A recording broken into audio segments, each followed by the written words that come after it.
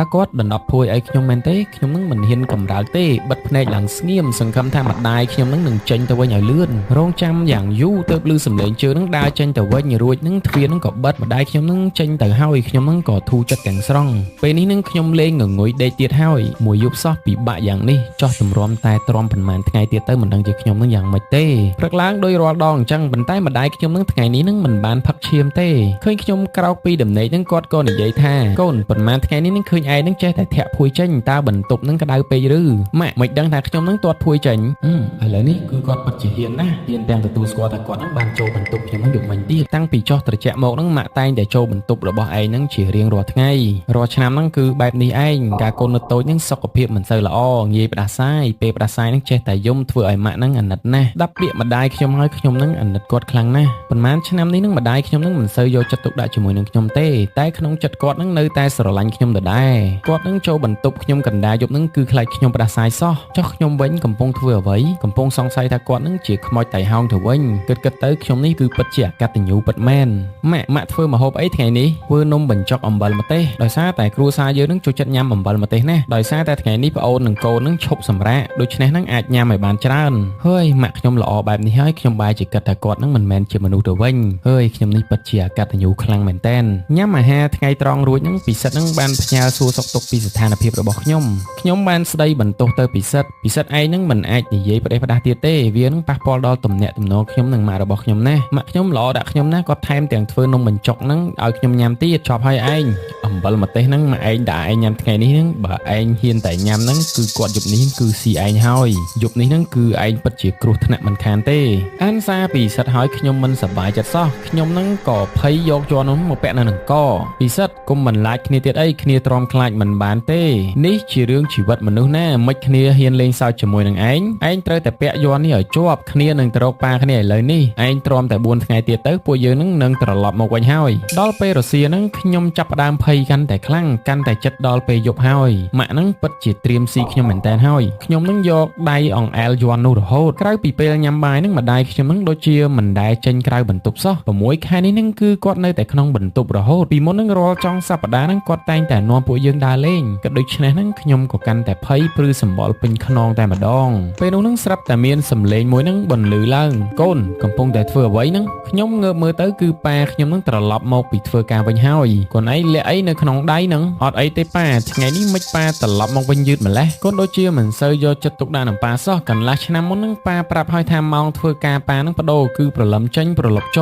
លអូមែនខ្ញុំភ្លេចហើយប៉ានឹងពិតជាហត់នឿយណាស់ពេលនោះនឹងភ្នែកប៉ារបស់ខ្ញុំនឹងក៏សម្លឹងចុះក្រោមកូនពាក់អីនៅនឹងកនឹងនិយាយចប់នឹងប៉ាខ្ញុំនឹងក៏ទាញផ្ដាច់យ័រនោះនឹងពីករបស់ខ្ញុំមើលយ័រនោះនឹងនៅក្នុងដៃប៉ាខ្ញុំហើយខ្ញុំគិតថាគួរប្រាប់រឿងម៉ាក់ណាឲ្យគាត់ដឹងអត់ប៉ានឹងជាយ័រការពារខ្លួនតើអ្នកណាឲ្យឯងមិត្តភ័ក្ដិខ្ញុំម្នាក់មិត្តភ័ក្ដិប្រភេទនេះនឹងឈប់រាប់អានទៀតទៅមានន័យមិនវិញប៉ារបស់នេះនឹងជាយ័រនៃភពងងឹតទេអ្នកដែលឲ្យយ័រនេះមកឯងនឹងគួរតែជាមេអណ្ដើកខ្មោចហើយមេអណ្ដើកខ្មោចជាអ្វីទៅប៉ាមេអណ្ដើកខ្មោចនឹងគឺជាអ្នកផ្សំគុំមង្គលការខ្មោចយល់នៅមិនបានប៉ាដឹងរឿងនេះថែមទាំងមើលតែមួយផ្លែតនឹងក៏ដឹងមុខងារយ័រនេះទៀតកាលនៅក្មេងហ្នឹងប៉ាធ្លាប់រៀនជាមួយនឹងគ្រូប៉ុន្មានឆ្នាំដែរក៏ចេះតិចតួចអញ្ចឹងយ័រដែលខ្ញុំពាក់នេះវាពិតជាមានរឿងមែនទេយ័រនេះគឺសម្រាប់តាក់ទងប្រលឹងអមនុស្សកូនយកវាមកពាក់ហើយមានន័យថាទទួលយកទំនាក់ទំនងនឹងជាមួយប្រលឹងខ្មោចហើយរបស់នេះនឹងប្រៀបដូចជាខ្សែក្រហមពេលគេចងដៃកាអញ្ចឹងហើយឯងគ្រាន់តែពាក់វា5ថ្ងៃនឹងប្រលឹងម្ខាងទៀតនឹងទាញឯងនឹងចោះទៅនៅជាមួយនឹងវាបន្ទាប់មកនឹ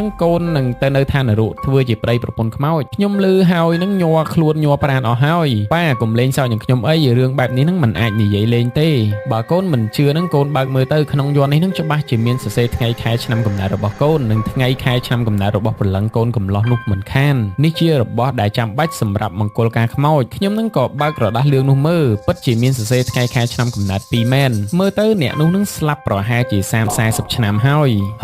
មិនក៏អញ្ចឹងកូនពាក់របស់នេះនឹងបានប៉ុន្មានថ្ងៃហើយទើបតែម្សិលមិញទេសំណាងហើយមិនទាន់លើសពី3ថ្ងៃបើលើសពី3ថ្ងៃនឹងប្រលឹងអមនុស្សនឹងអាចចូលយល់សពកូនបានហើយ2ថ្ងៃដំបូងនឹងទោះជាមិនអាចចូលយល់សពកូនបាននឹងតែគេនៅក្បែរក្រែកូននឹងពេលយប់ហើយគេនឹងប្រែក្លាយជារូបរាងសាច់ញាតិរបស់កូនទៀតកូនប្រាប់ប៉ាមើលយប់មិញនឹងកូនមានឃើញអីអត់បាទខ្ញុំឃើញម៉ាក់ហើយម៉ាក់នឹងពិតជាគួរឲ្យខ្លាចណាស់ពិតជាដូចប៉ានឹងគិតមែនយ័ន្តនេះនឹងកូនកុំពាក់ទៀតអីប៉ានឹងដោះស្រាយវានឹងដោយខ្លួនឯងនិយាយចប់នឹងប៉ាខ្ញុំនឹងក៏ ដើរចេញទៅស្ដាប់ពាក្យប៉ាហើយនឹងខ្ញុំស្រឡាំងកាំងតែម្ដងពិសិដ្ឋនឹងបញ្ឆោតខ្ញុំនឹងតាំងពីដើមដល់ចប់ម្ដាយខ្ញុំនឹងមិនមែនខ្មោចតៃហោងអីទេទាំងនេះនឹងជារឿងដែលពិសិដ្ឋនឹងប្រឌិតសោះដើម្បីបញ្ឆោតឲ្យខ្ញុំនឹងរៀបការជាមួយនឹងខ្មោចដល់ពេលយប់នឹងពិសិដ្ឋក៏ផ្ញើសារមកទៀតអាលេងរៀងរាល់កន្លះម៉ោងនឹងត្រូវរាយការណ៍ពីសុវត្ថិភាពឯងនឹងឲ្យគ្នាដឹងផងខ្ញុំមើលសារក្នុងទូរស័ព្ទនឹងទាំងទឹកមុខស្មុគស្មាញមិនដឹងត្រូវធ្វើម៉េចតើខ្ញុំនឹងគួរជឿអ្នកណាមួយឪពុកម្កាយរបស់ខ្ញុំមួយនឹងជាមិត្តភក្តិដែលរាប់អានគ្នានឹងជាង10ឆ្នាំកន្លះម៉ោងក្រោយនឹងមិនឃើញខ្ញុំតបនឹងគាត់នឹងក៏ទេទូរស័ព្ទមកដោយសារតែសំឡេងទូរស័ព្ទនឹងវាលឺខ្លាំងពេកធ្វើឲ្យខ្ញុំនឹងក៏ដាច់ចិត្តលើកទូរស័ព្ទទៅ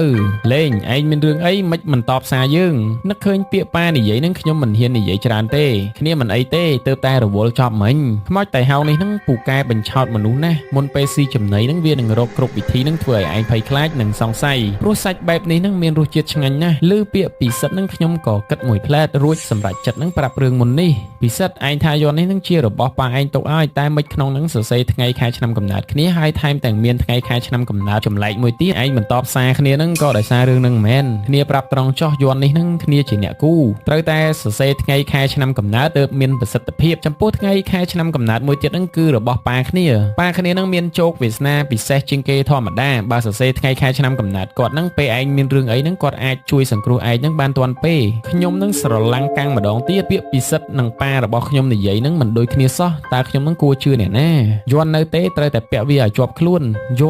ន់ត្រូវប៉ាខ្ញុំនឹងយកទៅបាត់ហើយបើខ្ញុំទីមិនខុសទេនឹងទាំងប៉ាទាំងម៉ាក់ឯងនឹងសុទ្ធតែជាខ្មោចតៃហោងដូចគ្នាឯងគិតមើលប៉ាឯងនឹងបច្ចុប្បន្ននឹងមានខុសធម្មតាអីអត់គិតទៅពិតជាដូចពិសិដ្ឋនិយាយមែនប៉ាខ្ញុំនឹងឥឡូវនេះនឹងចេញពីព្រឹកមកវិញយប់ចេញមុនថ្ងៃរះចូលផ្ទះថ្ងៃលិចគាត់នឹងក៏ចូលចិត្តញ៉ាំឈាមជ្រូកដូចម៉ាក់ដែរ6ខែនេះនឹងដូចជាមិនដែលឃើញគាត់នឹងមុតទឹកសោះតើពិតជាដូចពិសិដ្ឋនិយាយថាប៉ាខ្ញុំនឹងជាខ្មោចតៃហោងមែនទេគិតដូច្នេះនឹងខ្ញុំស្ទើរតែលិចនោមដាក់ខោហើយពិសិដ្ឋធ្វើមិនទៅជួយខ្ញុំផងឥឡូវនេះនឹងមានតែវិធីយកកញ្ចក់នឹងទៅឆ្លោះមើលបើប៉ាឯងនឹងជាខ្មោចតៃហោងមែននឹងយប់នេះនឹងឯងនឹងស្លាប់ហើយចុះបើប៉ាគ្នាមិនមែនវិញបើមិនមែនឯងប្រហែលជាអាចរស់បានមួយយប់ទៀតហើយមួយទៀតបើគាត់មិនមែននឹងយប់នេះឯងរកវិធីដេកជាមួយគ្នាទាំង3នាក់ទៅបើម៉ាក់ឯងនឹងចង់ស៊ីឯងគាត់នឹងក៏ត្រូវតែទប់ទល់នឹងឯងទាំង2នាក់ដែរប្រហែលជាមានសង្ឃឹមរស់ច្រើនបានហើយអញ្ចឹងគ្នាធ្វើតាមឯងសិនបិទទូរស័ព្ទរួចនឹងខ្ញុំក៏យកកញ្ចក់ពីលើតុត្រូវតែឆ្លោះមើលប៉ាសិនតើគាត់នឹងជាខ្មោចតៃហោងដែរឬអត់ក្រោយមកនឹងខ្ញុំធ្វើពុតជាយកផ្លែឈើឲ្យប៉ា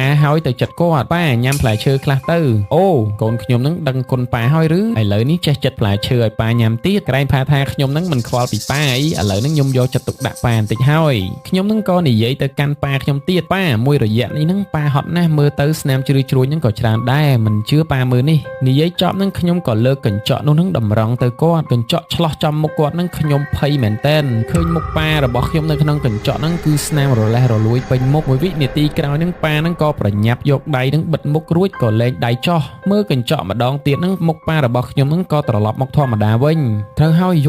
ន់នេះអាចការពារខ្ញុំបានខ្ញុំត្រូវតែសុំយន់នោះមកវិញខ្ញុំក៏ធ្វើមុខញញឹមហើយនិយាយទៅកាន់ប៉ា